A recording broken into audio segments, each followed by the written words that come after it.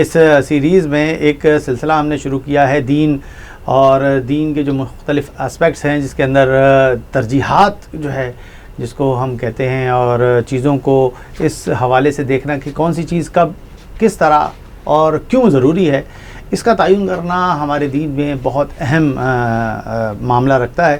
اور ہم دیکھتے ہیں کہ جس طرح دین کو ہم قبول کرتے ہیں، ایک کلمہ پڑھ کے دائرہ اسلام میں داخل ہوتے ہیں، تو پھر کچھ ہمارے سامنے ظاہری مظاہر ہوتے ہیں عبادات کی صورت میں اور ظاہری صورت میں، چاہے وہ مختلف سنتوں کے اتباع کی شکل میں ہو۔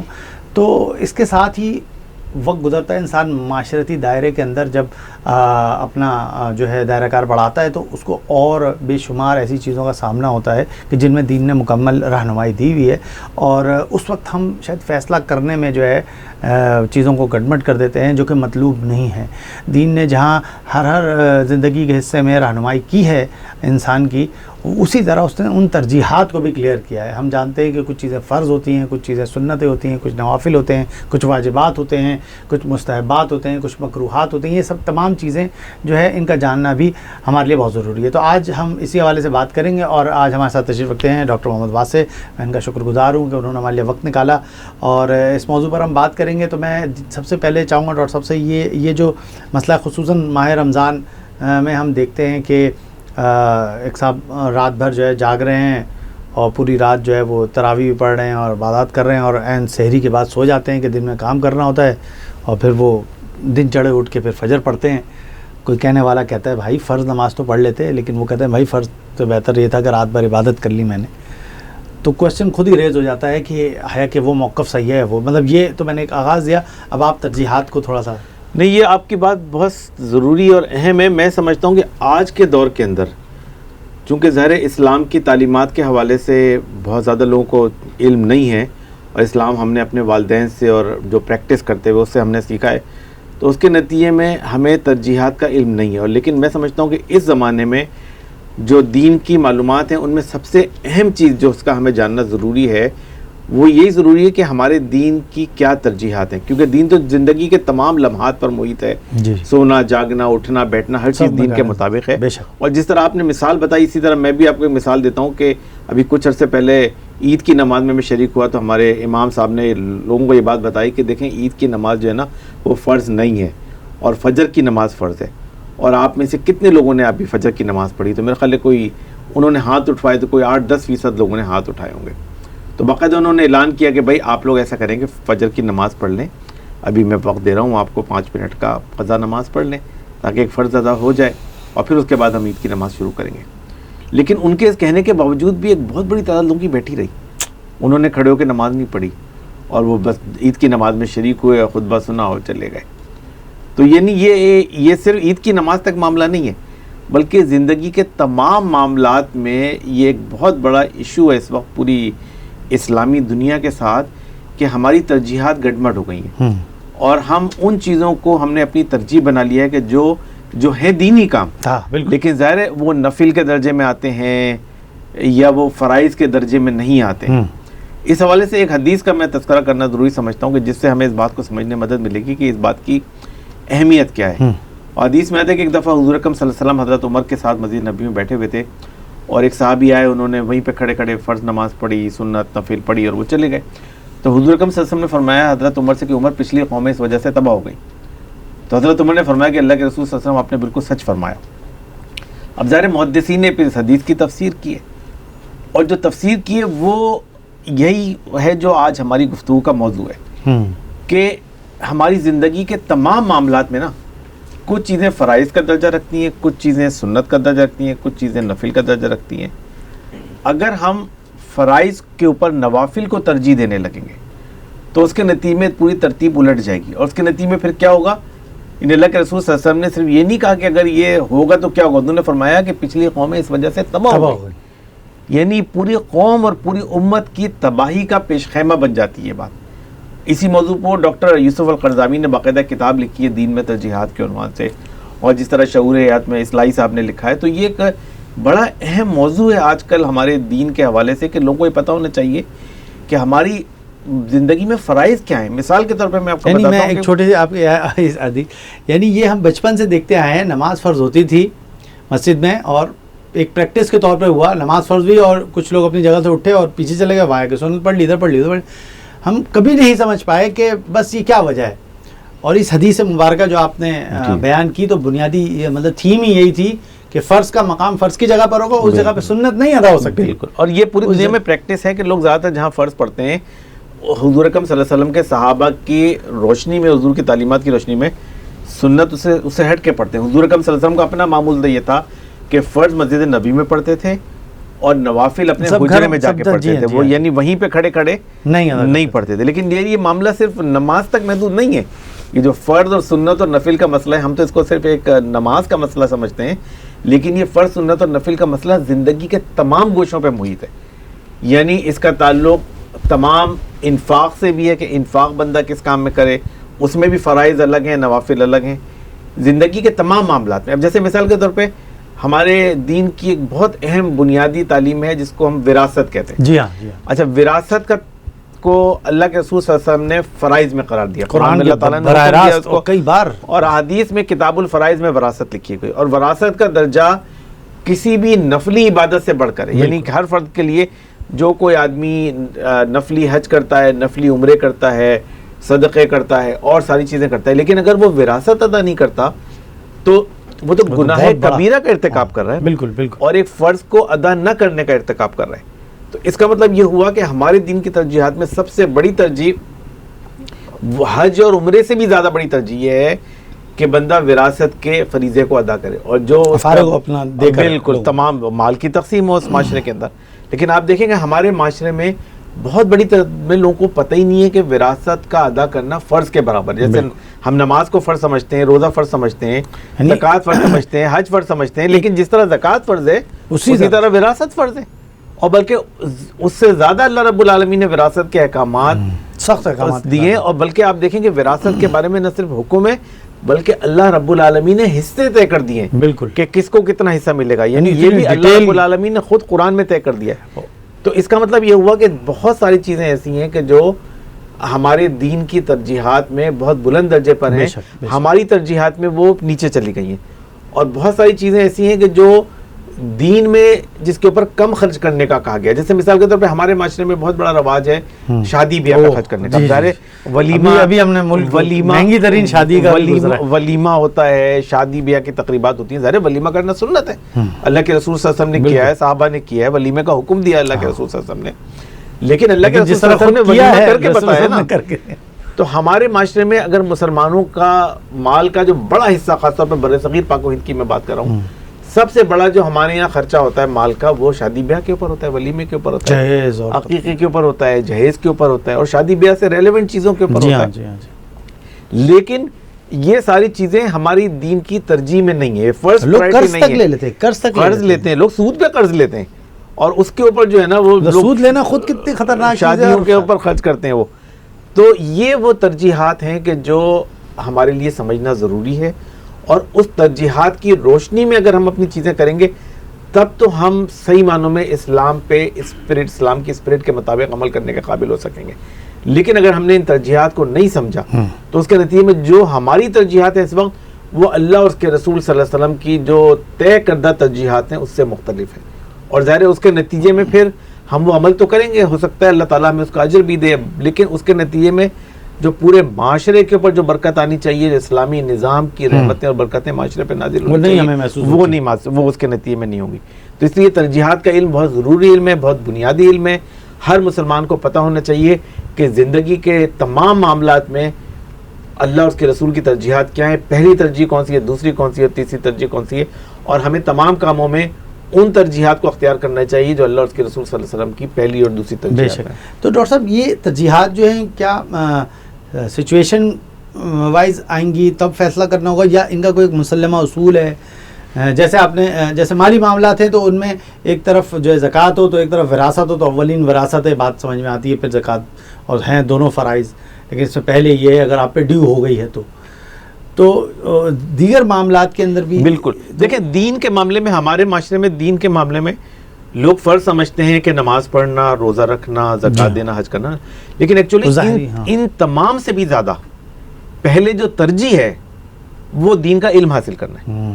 یعنی دیکھیں نا، اقرا باسم ربک الذی خلق سے بات شروع ہوئی تھی، اور دین کا علم حاصل کرنا تمام ان فرائض کے ادا کرنے سے زیادہ ضروری، اس لیے کہ اگر آپ علم نہیں ہوگا تو پھر آپ کا جو دین پر عمل ہے، دین کا تصور ہے، وہ لوگوں کو دیکھ کر ہوگا. کہ جو لوگ ہم نے اپنے آتے نا، ہم اپنے جیسے میں نے کہا مسجد میں اگلا اٹھ کے چلا گیا، بزرگوں کو کرتے چلے دیکھتے آئے، وہ ہوگا نا.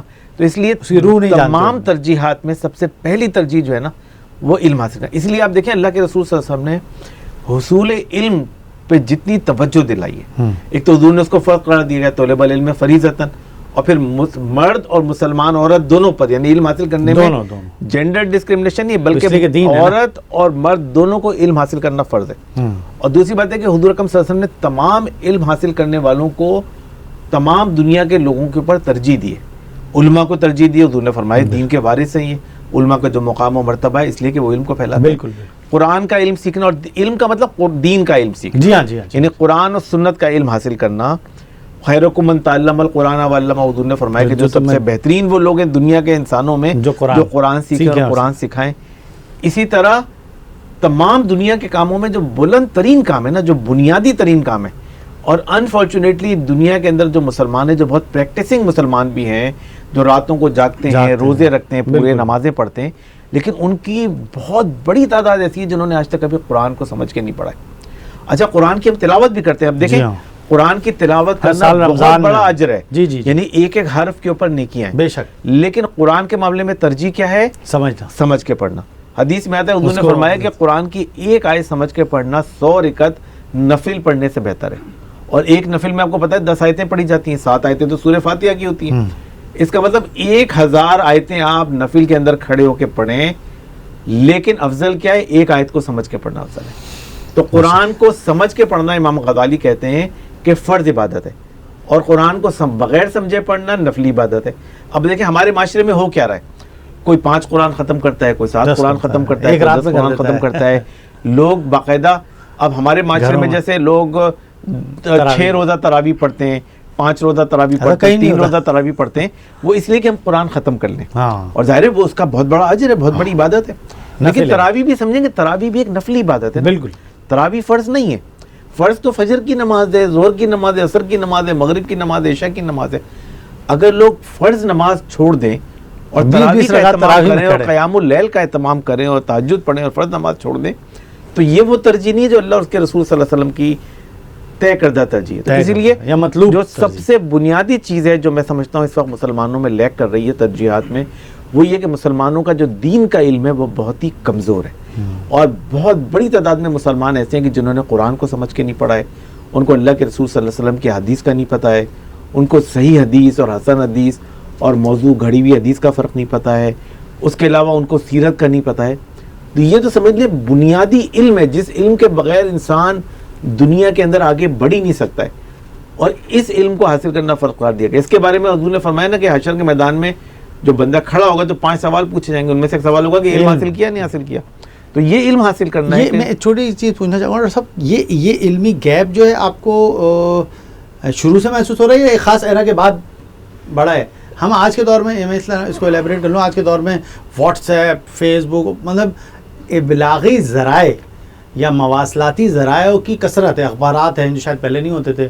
مطلب کتاب کا چھپنا خود ایک وہ ہو گیا، جو پہلے کتاب بھی نہیں ہوتی تھی. خود پورا قرآن کا جو تحفظ کا معاملہ ہے سینہ بسینہ ہوتا رہا. تو کیا اس ایرا کوئی ایسا رہا ہے جو علم تھا اور یہ نہیں؟ علم ہوا یہ ہے کہ ہمارے اس دور کے اندر علم حاصل کرنے کا رواج تو بہت بڑا ہے، لیکن جو ترجیح اللہ اور اس کے رسول کی ہے وہ علم ہم نہیں حاصل کر رہے ہیں. یعنی آپ دیکھیں لوگوں کے اندر اپنے بچوں کو تعلیم دلانے کا، بچیوں کو تعلیم دلانے کا رواج بڑا ہے. واٹس ایپ، فیس بک، ٹی وی، الیکٹرانک میڈیا، یہ سب علم کے فروغ کا ذریعہ ہے. اور ظاہر اس کے ذریعے کچھ نہ کچھ علم تو حاصل کر رہے ہیں لوگ، لیکن وہ علم نہیں حاصل کر رہے ہیں کہ جو بنیادی اور ضروری علم ہے. اور وہ یہی علم ہے نا کہ فرائض کیا ہیں آپ کے. نہیں میں اس کا گیپ کہاں ہے؟ کبھی تاریخ میں یہ شعوری طور پہ لوگ کرتے رہے، فالو کرتے رہے ترجیحات، اور پھر کہیں گیپ آ گیا اور اب وہ گیپ بڑھ کے آ گیا. یہ میرا اندازہ تو یہ ہے کہ یہ دور، یہ زیادہ تر یہ ملوکیت کے دور کے اندر یہ سب یہ شروع ہوا ہے. یعنی بنیادی طور پہ ہوا یہ کہ ملوکیت کے دور کے آنے کے بعد حکومت الگ ہو گئی اور علم الگ ہو گیا. جو علماء تھے ان کا اقتدار سے کوئی تعلق نہیں رہا. جیسے امام ابو حنیفہ نے اپنے طور پہ ایک بہت بڑا علمی کام کیا، تو اب جو ہمارے علماء نے اور فقہا نے بڑے بڑے کام کیے، عوام نے اس علم کو اختیار کر لیا اور اس علم کے بارے میں لوگوں تک چیزیں پہنچ گئیں. لیکن جو دین کے بقیہ احکامات تھے جس کا تعلق حکومت چلانے سے تھا، یا حکومت کے معاملات تھے، یا سیاست کے، یا اس طرح کے معاملات تھے، ان حوالوں سے وہ علم پیچھے رہ گیا. تو اسی وجہ سے آپ دیکھیں کہ ابھی ہمارے نزدیک دین کا علم جو ہے نا وہ فقہی سوالات پر ہوتا ہے. جب آپ کبھی دین سمجھتے ہیں تو دین کا مطلب ہوتا ہے کہ آپ فقہی سوالات پوچھ لیں گے، نماز میں کتنی رکعتیں ہوتی ہیں، وضو کے کیا فرائض ہیں. لیکن جو زندگی کے تمام گوشوں پہ جو علم ہوتا ہے نا، کہ جس میں اس کا تعلق وراثت سے بھی ہے، آپ کے مالی معاملات سے بھی ہے، آپ کے سیاسی معاملات سے بھی ہے، آپ کے میڈیا سے بھی ہے، آپ کے ایون جوڈیشری سے بھی ہے، زندگی کے تمام معاملات میں دین ہے نا. تو ان تمام حوالوں سے جو دین کے احکامات ہیں وہ ہمارے سامنے نہیں ہے. تو ہمارے پاس اس وقت علم کا تو ایک اوور فلو ہے، بلاسٹ ہے علم کا، لیکن وہ علم نہیں ہے کہ جو علم انسان کو شیطان اور اللہ رب العالمین کی تعلیمات میں فرق کرنا سکھا سکے، اور جو انسان کو اللہ کی بندگی کی طرف مائل کرے. یعنی ہم یہ کہہ سکتے ہیں یہ جو ترجیحات کا مسحب ہے، یعنی محسب ہے، یہ بھی در حقیقت شیطان ہی کو فائدہ کو دے رہا ہے. بالکل. یعنی بنیادی طور پہ تو شیطان کا سب سے بڑا حربہ یہی ہے نا کہ شیطان جو ہے نا وہ یہ آپ سے نہیں کہتا کبھی بھی کہ آپ تم اللہ کی بندگی نہیں کرو. شیطان کہتا ضرور کرو، لیکن بس ان 4 معاملات میں کرو. تم نماز پڑھو، خوب پڑھو نماز، روزے رکھو، رات بھر جاگو، مسجد میں رہو، راتیں جاگو، یہ سارے کام کرو، لیکن بقیہ زندگی کے معاملات جو ہے نا وہ اس میں اللہ تعالیٰ کی ضرورت نہیں ہے تمہیں. وہ تم اپنی مرضی سے کرو، تمہاری اپنی حکومت ہے، تم اپنے معاملات طے کرو، پیسہ تم کماتے ہو، تم اپنے معاملات خود طے کرو، تمہارے بچے میں کو پیدا کروا رہا. تو بندہ کیا ہے؟ اب دیکھیں حضور نے کیا فرمایا کہ انسان جو ہے زندگی کے معاملات میں اپنا معبود خود بن جاتا ہے. حضور نے فرمایا کہ بدترین معبود جس کی انسان پرستش کرتا ہے وہ خواہشات نفس ہے. تو ہم کیا ہے بندگی کس کی کر رہے ہیں؟ اپنی بہت سارے معاملات میں. دیکھو نماز ہم اللہ کے لیے پڑھ رہے ہیں، روزہ ہم اللہ کے لیے رکھ رہے ہیں، زکوٰۃ اللہ کے لیے دے رہے ہیں، حج اللہ کے لیے کر رہے ہیں، لیکن اپنا کاروبار جو ہے وہ اللہ کے حکم کے مطابق نہیں ہو رہا ہے. ہمارے معاشرے میں آج بے تحاشا ذخیرہ اندوزی ہے. روز ہم پڑھتے ہیں اخباروں کے اندر کہ لوگ اپنے مال کو روک لیتے ہیں. حضور اکرم صلی اللہ علیہ وسلم نے کتنی وعید سنائی ہے کہ ذخیرہ اندوز کے لیے. ہمارے معاشرے میں پورا نظام سود کے اوپر چل رہا ہے، وہ سود جس کے بارے میں اللہ کے رسول صلی اللہ علیہ وسلم کی حدیث ہے، قرآن کا حکم موجود ہے جس کے بارے میں.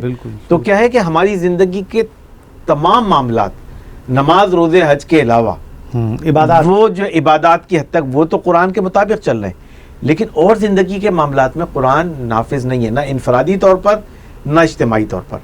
اسی کو سیکولرزم کہتے ہیں. اور یہی اصل میں شیطان کا سب سے بڑا حربہ ہے کہ شیطان آپ کی ترجیحات میں سے ان چیزوں کو ترجیح بنا دیتا ہے جو نوافل ہوتی ہیں، اور جس کے نتیجے میں فرائض کو آپ چھوڑ دیتے ہیں، اور اس فریضے کے چھوڑنے کے نتیجے میں انسانی اور اسلامی معاشرہ جو ہے تباہی کا اور بربادی سے دوچار ہو جاتا ہے. اچھا ایک میں آپ چونکہ آپ کا لوگوں سے انٹریکشن بھی رہتا ہے، آپ کو کیا فیل ہوا کہ یہ مرض جیسے آپ نے تشخیص کر لیا ترجیحات کا، اچھا اب آپ نے یہ کیا محسوس کیا کہ لوگ کو میں نے بتایا تمہیں پتہ ہی نہیں تھا وہ راستہ تو وہ تھا، یعنی آپ نے بتایا بھائی تھے، تو پھر کیا لوگ جاننا چاہتے ہیں اور تھوڑا سا ہوتے ہیں اور جاتے ہیں، یا یہ کہ نہیں بس چونکہ وہ اپنے اس ترجیحی میسب کے نتیجے میں اتنے پکے ہو چکے ہوتے ہیں کہ اب اگر ان کو بتایا جائے بھائی یہ تو تمہارا سارا کاروبار ہی اس پہ کھڑا ہوا ہے تو بالکل ہی غلط ہے، تو وہ چاہیں گے نہیں کہ اس کو ختم ہو تو زیرو ہو جائے گا، وہ خوف آ جائے گا اور وہ ساری چیزیں. تو کیا لوگ کے اندر مولڈ ہونے کا ہے ابھی؟ نہیں، عوام الناس جہاں تک ہیں ان کو تو آپ اگر کوئی بات بتائیں دین کے حوالے سے تو وہ تو اس کی طرف تیار ہو جاتے ہیں کرنے کے لیے. اچھا، لیکن ظاہر ہے وہ لوگ کہ جو معاشرے کے اندر قیادت کے اوپر ہیں، چاہے وہ مذہبی قیادت ہو چاہے وہ سیاسی قیادت ہو، ان کو تو یہ ایک تھریٹنگ چیز محسوس ہوتی ہے کہ اب معاملات جو دنیا کے ہماری مرضی سے چل رہے ہیں وہ ہم اپنی مرضی چھوڑ کے وہ سارے معاملات اللہ کی مرضی کے حوالے کر دیں. اس کا مطلب ان کو پتا تھا کہ یعنی پہلے زمانے میں بھی یہی ہوتا تھا نا، انبیاء کے زمانے میں، کہ وہ انبیاء کی مخالفت کیوں کرتے تھے؟ وہ اس لیے کرتے تھے کہ ان کو پتا تھا کہ اگر ہم نے ان تعلیمات کو قبول کر لیا اور اللہ تعالیٰ کی بندگی کو قبول کر لیا زندگی کے تمام معاملات کے اندر، آج دنیا میں جو اسلاموفوبیا ہے وہ کیا ہے؟ ان اسلاموفوبیا میں ڈیفینیشن لکھا ہوا ہے کہ اسلاموفوبیا کا مطلب ہے کہ پولیٹیکل اسلام کا خوف. ہاں یہ پولیٹیکل اسلام کا مطلب کیا ہے کہ بقیہ اسلام قابل قبول ہے لیکن پولیٹیکل اسلام قابل قبول نہیں. غلبہ کیونکہ اسلام اگر کا غلبہ ہو گیا. اچھا اسلام کے غلبے کا خوف کیوں ہے انسان کو؟ انسان کو اس لیے اسلام کے غلبے کا خوف ہے کہ جب اسلام کا غلبہ آتا ہے تو انسان کو اپنی مرضی کو سرنڈر کر کے اللہ رب العالمین کی مرضی کے مطابق زندگی گزارنا پڑتا ہے.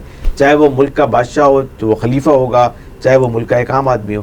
اب جو ملک کے اندر مذہبی قیادت ہوتی ہے اور جو ملک کے اندر سیاسی قیادت ہوتی ہے, جو دنیا کے معاملات کو کنٹرول کر رہی ہوتی ہے, اس کی تو خواہش یہ ہوتی ہے کہ لوگ اپنی زندگی کے معاملات میں, ان معاملات میں جن کے بارے میں انگریز نے اس کو پروموٹ کیا ہے. آج پوری دنیا کے اندر جو ہے نا وہ انگریز اور کفر والے, وہ نماز پڑھنے پہ تو کوئی پابندی نہیں ہے, روزہ رکھنے پہ بھی کوئی پابندی نہیں ہے, حج بھی کرنے پہ کوئی پابندی نہیں, لیکن تو امریکی صدر بھی افطار پارٹی دیتا ہے, نقاب پہننے پہ پابندی ہے, حجاب پہننے پہ پابندی ہے. تو کیا ہے کہ جب زندگی کے معاملات, ان معاملات سے ہٹ کر جب آپ زندگی کے اوپر اسلام کو نافذ کرنے کی بات کرتے ہیں تو پوری دنیا اس کے اوپر ریئیکٹ کرتی ہے. یہ جیسے بھی حالیہ دنوں وزیر اعظم صاحب کا ایک جملہ ہی تھا, وہ اس کے فحاشی جو ہے نا, تو کیا ہے کہ آپ ایون فحاشی کے خلاف بھی کوئی بات کریں گے نا تو ایک دنیا اس کے اوپر ریئیکٹ کرے گی, پردے کے حق میں بات کریں گے. تو آپ اس کو, یعنی آپ اسلام کی تعلیمات جو ان عبادات سے ہٹ کریں, ان کو جب آپ زندگی کے دائرے کے اندر عمل کرنے کی بات کریں گے, جو کہ اسلام کی بڑی ترجیح ہے, میں آپ کو بتاؤں, اللہ رب العالمین کی ترجیحات میں معاملات جو ہیں وہ عبادات سے بہت زیادہ اہم ہے اور بہت زیادہ ضروری ہے, کیونکہ معاملات ہی سے تو دین ظاہر ہوگا. اس لیے زندگی کے معاملات سے اگر آپ دین کو بے دخل کر دیں, اللہ کو بے دخل کر دیں, اللہ کے رسول صلی اللہ علیہ وسلم کی تعلیمات کو بے دخل کر دیں, آپ نکاح کے اندر خطبہ اللہ کے رسول صلی اللہ علیہ وسلم کا پڑھیں, آپ اس کے بعد جو ہے نکاح کے اندر, نکاح کے بعد جو میوزیکل فنکشن ہو, ہلہ گلہ ہو اور جو ساری چیزیں ہوں, مخلوط محفلیں ہوں, وہ ساری اللہ کے رسول صلی اللہ علیہ وسلم کے احکامات کی کھلم کھلا خلاف ورزی ہوں. تو وہ ہوا یہ ہے کہ اس ترجیحات کا علم نہ ہونے کی وجہ سے بہت ساری چیزوں کو ہم نے اپنی زندگی کی ایک ترجیح بنا لیا ہے اور اس کو ہم سمجھتے ہیں کہ اس کے اوپر ہمیں کمپرومائز نہیں کرنا چاہیے. یہ کہ اس کے بغیر چل نہیں سکتا, یہ کیا بات ہوتی ہے؟ نہیں, بس بعض لوگوں نے اپنے ذہن میں بٹھا لی بات کہ یہ اس پہ ہمیں کمپرومائز نہیں کرنا چاہیے. اور دوسری بات ہے کہ انہوں نے اپنے لیے کچھ زندگی کے اندر اسلامی چیزیں طے کر لی ہیں کہ جس اسلام پہ وہ خود عمل کریں گے نا, وہ ان کی زندگی کی ترجیح ہے اور وہ ظاہر معاشرے اور کلچر کے مطابق ہے وہ ترجیح, لیکن وہ ترجیح قرآن و سنت کے مطابق نہیں ہے. جیسے سب سے پہلی ترجیح قرآن و سنت نے جو فرائض میں دی ہے وہ دی اقامت دین کو, یعنی نماز جو ہے وہ نبوت کے 13 سال کے بعد فرض ہوئی, روزہ جو ہے نبوت کے 15 سال کے بعد فرض ہوا, زکوٰۃ بھی 15 سال کے بعد فرض ہوئی, حج 22 سال کے بعد فرض ہوا. لیکن سب سے پہلی چیز جو پہلے دن سے مسلمان پہ فرض تھی وہ دین کو قائم کرنا تھا, نبی کریم صلی اللہ علیہ وسلم کا مشن. یہ اقامت دین ہماری ترجیح میں ہی نہیں ہے. یعنی اقبال نے کہا نا, نماز و روزہ و قربانی و حج یہ سب باقی ہے, تو باقی نہیں ہے. تو کیا کہ دنیا میں آج نماز بھی باقی ہے, روزہ بھی باقی ہے, قربانی بھی باقی ہے, حج بھی باقی ہے, قربانی کا تو بڑا, لیکن جو اقامت دین ہے جو سب سے پہلی ترجیح تھی وہ اس وقت ہماری ترجیح ہے ہی نہیں, گنتی بھی نہیں, کوئی جانتے نہیں ہیں لوگ. تو یہی تو دین میں ترجیحات کا ایشو ہے کہ ہم آئیڈینٹیفائی کریں کہ ہماری زندگی کی سب سے پہلی اور بنیادی ترجیح کیا ہے جو اللہ اور اس کے رسول نے مقرر کی ہے, اور ہم اپنی زندگی اس ترجیح کے مطابق. دیکھیں بندگی کیا ہے, بندگی صرف نماز روزے کا نام نہیں, بندگی یہ ہے کہ اپنی زندگی کو بندہ اللہ کی مرضی کے آگے سرنڈر کر دے, اور جن چیزوں کو اللہ نے پہلی ترجیح قرار دیا بندہ اس پہلی ترجیح کو تو سب سے پہلے اختیار کرے. ایسا کر سکتا ہے. اسی طرح مال کے خرچ میں بھی ترجیحات ہیں. اگر ہم اپنے مال کو اللہ کے بتائے ہوئے ترجیح کے مطابق نہیں خرچ کرتے تو ظاہر اس کا اجر و ثواب تو ہمیں ملے گا, لیکن جو اصل اسپرٹ ہے اس کی وہ مطلب وہ یہ نا ختم ہو جائے. نفل تو لے لیا لیکن فرض چھوڑنے کا جو عذاب ہے وہ اس سے تو زیادہ آ جائے. بالکل. اب ظاہر کسی معاشرے کے اندر اگر لوگ بھوکے ہوں, مر رہے ہوں, لوگ جو ہے نا مشکل کا شکار ہوں, یا اللہ کے راستے میں دین کو پھیلانے کے لیے مال کو خرچ کرنے کی ضرورت ہو, اور اس معاشرے کے اندر آپ اپنے مال کا بڑا حصہ نفلی عمروں کے اوپر خرچ کریں. بہت سارے لوگ ہیں ہمارے جاننے والے, پوری فیملی کے ساتھ جاتے ہیں عمرہ کرنے کے لیے رمضان میں, 40-50 لاکھ روپے 1 کروڑ روپے خرچ کرتے ہیں عمرے کے اوپر. نفلی عمرہ بہت بڑی عبادت ہے, اس کے بارے میں بہت ساری احادیث ہیں, لیکن ظاہر ہے جو دین نے ترجیحات مقرر کی ہیں اس کے اندر وہ نفلی عمرہ ایک ترجیح ہے, لیکن اس سے بڑی ترجیحات ہیں, اور اس سے بڑی ترجیحات ہمارے علم کے اندر ہونی چاہیے. تو جو سب سے پہلی چیز ہے ترجیح وہ دین کا علم حاصل کرنا ہے پراپر. بالکل بالکل. قرآن کو سمجھ کے پڑھنا، اللہ کے رسول صلی اللہ علیہ وسلم کی حدیث کا علم حاصل کرنا اور ترجیحات کا علم حاصل کرنا. آج کے دور میں جو سب سے بنیادی دین کا علم ہے وہ یہ کہ بندہ پہلے یہ معلوم کر لے کہ ہمارے دین کی ترجیحات ہے کیا. ہمارے دین کی سب سے بڑی ترجیح اقامت دین ہے. بالکل ہمارے دین کی ترجیح یہ ہے کہ دین کا علم حاصل کیا جائے اور ان کے مطابق دین کو گزارا جائے. ہمارے دین کی ترجیح ہے کہ اسلام زندگی کے تمام گوشوں پہ ہو، یعنی زندگی کے تمام معاملات کے اندر اسلام قائم ہو جائے. بالکل اللہ تعالیٰ نے قرآن میں فرمایا یا الذین آمنوا ادخلوا فی السلم کافۃ ولا تتبعوا خطوات الشیطان، کہ دین کے اندر پورے کے پورے داخل ہو جاؤ اور شیطان کی پیروی نہ کرو. تو کیا ہے کہ دین باہر لے جاتی ہے. زندگی کے تمام معاملات کے اندر اللہ کے دین کی پیروی کی جائے اور اپنے مال کو فرائض کے اندر خرچ کیا جائے. اپنے مال کا جو سب سے بہترین مصرف ہے وہ یہ کہ اس کو اقامت دین کے لیے صرف کیا جائے، اللہ کے دین کو آگے بڑھانے کے لیے، اس کے دین کے پیغام کو آگے پہنچانے کے لیے. اور پھر اس کے بعد اگر مال ہو تو پھر بندہ اس کو صدقات میں، نوافل کے اندر، اور تمام مداد بھی ہیں وہ بھی زیادہ رکھی گئی ہیں تاکہ انہی ترجیحات کو وہ دیکھ کر انسان وہ کر سکے. بہت شکریہ ڈاکٹر صاحب. بس ایک چھوٹی سی اور بات میں چاہوں گا آخر میں کہ یہ اس کو فروغ دینے کے لیے دیکھیں، ایک تو انسانی جو بھی ایک پریکٹس بن چکی ہے، جو ایک خاص پیرا میں ڈھل چکا ہے اپنی ترجیحات، اس سے مولڈ ہونا ہے، اس کو ایک بڑا کام ہے. اس کو کرنے کے لیے کیا کیا جا سکتا ہے؟ مطلب کیا ہمیں اپنے کوئی تعلیمی نصاب یا کیا مطلب کیا ڈائنامکس ہو ایسی کہ ہم اس کا ابلاغ زیادہ سے زیادہ کریں، لوگ اس طرف اس بات پہ آمادہ ہوں کہ یار ہم ایک غلط ترجیح کو لے کے چل لیتے، کیونکہ یہ انسان یہ بھی نہیں مانتا، وہ اپنے آپ کو اچھا مجھے دین سکھا رہے ہو. اس کا طریقہ تو یہی ہے کہ آپ لوگوں کو قرآن و حدیث کی روشنی میں بات بتائیں، اور ایک لوگوں کی ایک بڑی تعداد ہے کہ جو اس بات کو سمجھ لے گی، قبول کر لے گی. البتہ اگر کوئی ایسا ہوگا کہ جس کے مفادات پہ ضرب پڑ دی ہوگی اس تعلیم کے نتیجے میں، تو ہو سکتا ہے وہ اس کو ریزسٹ کرے، مفادات پہ ہی ضرب ہے وہ جگتا ہے اس کے ریزسٹ کرے، یا اس کو ہو سکتا ہے نہ مانے. لیکن بالعموم جو بندہ کھلے ذہن کا ہوگا اور جو سمجھتا ہوگا کہ ہمیں اللہ کے رسول صلی اللہ علیہ وسلم کی تعلیمات کے مطابق ہی اپنے راستے کو منتخب کرنا چاہیے، ایک داعی کے طور پر وہ میرا خیال میں اس کو قبول کر لے گا. اور میرا خیال ہے دنیا کے اندر ہزاروں لاکھوں انسانوں نے پچھلے 40-50 سالوں میں اقامت دین کی دعوت کو قبول کیا ہے، شعور کے ساتھ قبول کیا ہے. اور دنیا بھر میں جو میں سمجھتا ہوں ایک بہت بڑی چیز ہے وہ یہ ہے کہ قرآن پڑھنے کا رواج بڑھ رہا ہے.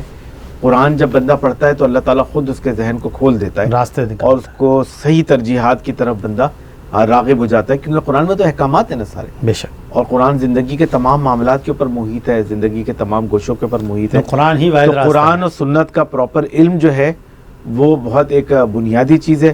اور پھر جو لوگ اس راستے کو سمجھتے جائیں وہ پھر اس بات کو آگے پڑھائیں، مطلب اس قرآن کے پیغام کو آگے بڑھانا اور قرآن کی تعلیمات کو آگے بڑھانا، یہی بالآخر یہ بھی آپ نے دیکھا ہوگا لوگ شائع ہوتے ہیں، پوچھتے ہوئے بھی بہت وہ ہوتے ہیں، شرماتے ہیں یا کسمساتے ہیں، مطلب کہ بھائی پوچھ لو بھائی، مطلب اپنی عقل لڑانے سے بہتر ہے. لوگوں کے نزدیک جو دین ہے نا وہ بعض فقہی معاملات کا نام ہے. ہاں یہ یعنی آپ اگر پوچھیں بھی تو لوگ نکاح کے، کیونکہ وہ سمجھتے ہیں کہ یہ دین ہے، نکاح کے مسائل، طلاق کے مسائل، یہ چیز لوگ کیونکہ سمجھتے ہیں کہ یہ معاملات نا اللہ کے حضور کے حکم کے مطابق ہونے چاہیے.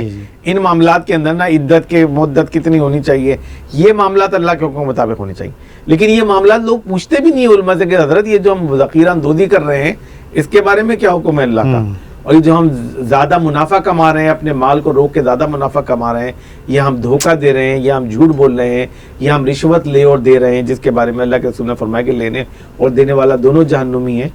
تو یہ وہ معاملات ہیں کہ جو ہمارے روزمرہ زندگی کے معاملات ہیں نا، ان معاملات کے حوالے سے لوگ سوال بھی نہیں کرتے، کیونکہ ان کو ایک حد تک تو میرے خیال ہے پتہ ہی ہے کہ کیا معاملات ہے. لیکن رشوت والی بات تو سبھی کو پتہ ہے. دوسری بات یہ ہے کہ وہ اگر پوچھیں گے تو ہو سکتا ہے اس کی ضرب ان کے مفادات پہ پڑ رہی ہو. تو ایک بہت بڑی وجہ یہ بھی ہوتی ہے لوگوں کی کہ لوگ اپنے مفادات کی وجہ سے دین کی ان تعلیمات کو پس پوچھ ڈالتے ہیں. جیسے وراثت کے بارے میں میرے خیال میں میں سمجھتا ہوں کہ چلو بہت سارے لوگوں کو ہو سکتا ہے نہ پتا ہو، لیکن بہت بڑی تعداد میں لوگوں کو پتہ بھی ہے. ہمارے اندرون سندھ میں رواج ہے کہ لوگ اپنی وراثت نہیں دینا چاہتے، اپنی بیٹیوں کی شادیاں تک نہیں کرتے، بیٹیوں کی شادیاں قرآن سے کر دیتے ہیں، ان کو قتل کر دیتے ہیں اپنی اولاد کو کہ ان کو وراثت نہ دینی پڑے. تو یعنی وہ ایک فریضے کو چھوڑنے کے لیے وہ 10 چیزیں کرنے کو تیار ہو جاتے ہیں لوگ. اور خاص طور پہ جن کا کنٹرول ہے معاشرے کے اندر، جن کا کنٹرول ہے، تو وہ یہ ایک پرابلم معاشرے کے اندر موجود ہے کہ جو وہ ظاہر ہے جس کی طرف ہمیں لوگوں کو دعوت کے ذریعے اور حکمت کے ذریعے لوگوں کو یہ بات پہنچانی چاہیے. بہت شکریہ ڈاکٹر صاحب. ناظرین آپ نے گفتگو سنی اور یقیناً اس گفتگو کے اندر ہم نے کوشش کی کہ ان معاملات کو زیر بحث لائیں کہ جو ہمارے لیے جو ہماری زندگی میں ایک لمحہ فکریہ جیسا جو ہے وہ کیفیت پیدا کرتے ہیں کہ ہم سوچ رہے ہوتے ہیں کہ ہم دین پر عمل کر رہے ہیں اور بڑے اچھے انداز سے کر رہے ہیں، بڑے خوش و خضوع سے کر رہے ہیں، لیکن کیا کر رہے ہیں؟ کیا اس وقت وہ کام ہمیں کرنا بھی چاہیے؟ کیا ایسے وہ کام ہیں جو ہم نہیں کر رہے ہوتے اور یہ سوچ رہے ہوتے ہیں کہ شاید فلاں کام کر لینے میں ہمارے لیے زیادہ بہتر یہ ہمارا اپنا خود کا سوچنا جو ہے نا، یہ سب سے بڑا اس ترجیحی عمل کے اندر اس دین کو سمجھنے اور اس دین کے مطابق عمل کرنے میں رکاوٹ کا باعث بنتا ہے۔ اور یہ میں اندر یعنی خواہشات نفس جس کا ذکر آیا، اور یہ وہی راستہ ہے جو شیطان جس کا ذکر اللہ تعالیٰ کہہ رہا ہے خطوات الشیطان۔ تو اللہ تعالیٰ سے دعا ہے کہ مجھے اور آپ کو خطوات الشیطان سے بچائے اور ہم پورے کے پورے دین میں داخل ہوں، دین کو اسی روح کے ساتھ اپنی زندگیوں میں اتاریں کہ جیسا اس کے اتارنے کا حق ہے، اس دین کو قائم کرنے، اس دین کی دعوت لوگوں تک پہنچانے، اور ساتھ ہی اس دین میں جو ترجیحات کا تعین ہے اس کے مطابق جو ہے اپنی زندگی کو گزارنے والا بنائے۔ اللہ تعالیٰ سے دعا ہے کہ جو کچھ بھی خیر ہماری اس گفتگو میں تھا وہ ہم آپ تک پہنچائے اور ہماری زندگیوں میں بھی لائے، جو کچھ شر ہے اللہ تعالیٰ ان سے ہمیں محفوظ رکھے۔ بہت شکریہ۔